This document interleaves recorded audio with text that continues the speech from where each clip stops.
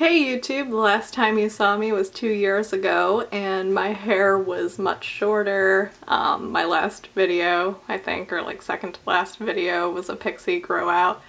And obviously, you know, it's grown out much more than that, but this is actually after I chopped it off again to here, I think twice. So now I've just been kind of growing it out. Kind of sick of the bob life, so I want to get some length going. But what I'm really here today to show you guys is the Ordinary Serum Foundation. I ran out of what I was using, which I can show you. Hold on a second.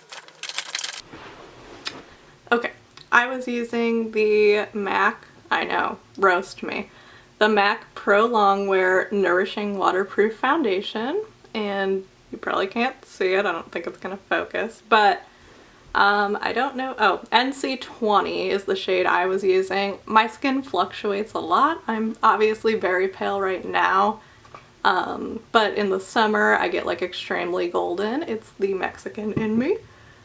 So for the Ordinary, I was terrified of choosing a shade just based off of like swatches, little squares online. I cannot handle that, but I did. And I got two because, you know, I need options. And I chose 1.1N neutral, which is fair neutral. And then I chose 1.2 light neutral.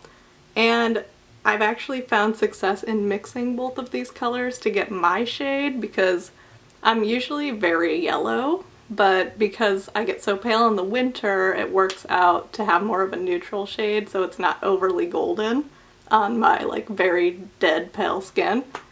So I wanted to show you guys, you know, kind of how it squirts out on my hand to show you just how liquidy it is, because it is very liquidy. So if that's not something you're looking for, don't even attempt this, just go get something else.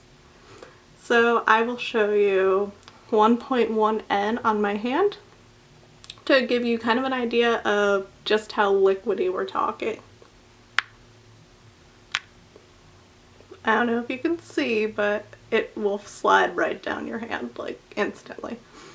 So that, and then I'll put the 1.2 shade on top of it. It's like really dangerous. I know they have a dropper that I did not buy, but don't squirt this just willy-nilly because you will make a mess.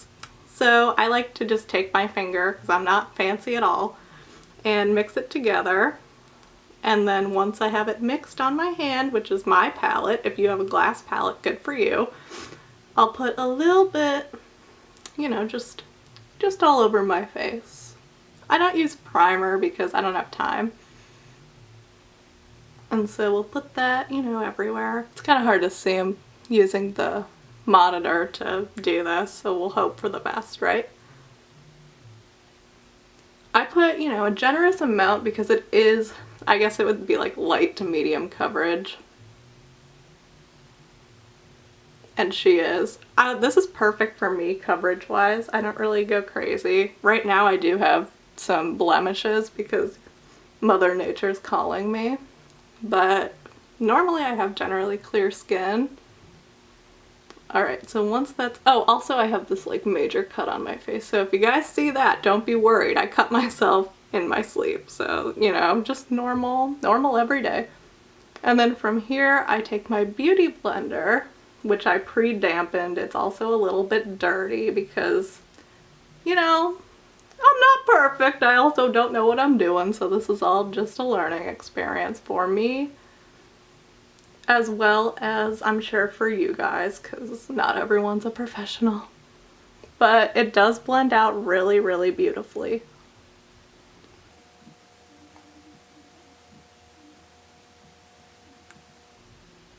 And I know the price for these is around $6. I'm going to get your exact price and I'll put it up on the screen somewhere. But it's very affordable. I mean, for my MAC foundation that I showed you previously, I had a Makeup Forever foundation for a while. You know, for that, you're paying anywhere in the neighborhood of like $30 to $40 plus, and you know, that's very expensive, especially if you're on a budget. So to get a foundation for $6 is lower than most drugstore prices, and I would say very worth it. To tell you guys about my skin, I am definitely on the drier side. Around my period, I definitely get oily, mostly in my forehead, but I'm very dry most of the time. So this, you know, I've noticed that it does, I'm not gonna lie, it does get a little bit clingy to the dry patches in your skin. But mostly, like, overall it looks pretty good. As you can see, like, it does cover. It gives you, you know, it makes your color very all over. It makes your skin look pretty flawless, I would say. I do have some darker spots right here that they do shine through, but I actually don't care. I don't like really heavy coverage. It makes, I mean, I'm 23, gonna be 24. Not that that's old, but, you know, it does make you look a little bit older than you want to, I think, if you have, like, really full coverage. So I try to keep it a little bit more natural. But overall, I would definitely recommend these to at least try them out, because $6 is not going to break your bank. I do want to give the Coverage Foundation a try just to see the difference in formula. I've seen other videos here on YouTube and people seem to really like that one. But for me, I just wanted something light, something easy, something to just kind of throw on, pat on, because I noticed with my other more heavy foundations, I was taking a little dot and kind of like wetting it and spreading it all over my face to where it was more of a light coverage foundation. So, you know, it's all up to what you prefer, but I really enjoyed it. And I hope this has at least given you guys kind of an idea of how it looks, you know.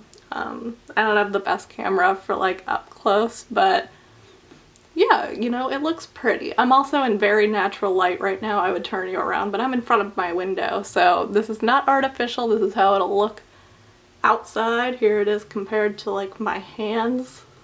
So it matches. It's really nice. Yeah, you can check out my other videos. They're very bad. It was 2 years ago, so I don't really know what I was doing then, but yeah, thanks for watching. I hope you can, you know, maybe give this foundation a try. If not, you know, you learned something. You learned you won't like it. So yeah, thanks for stopping by. See you next time.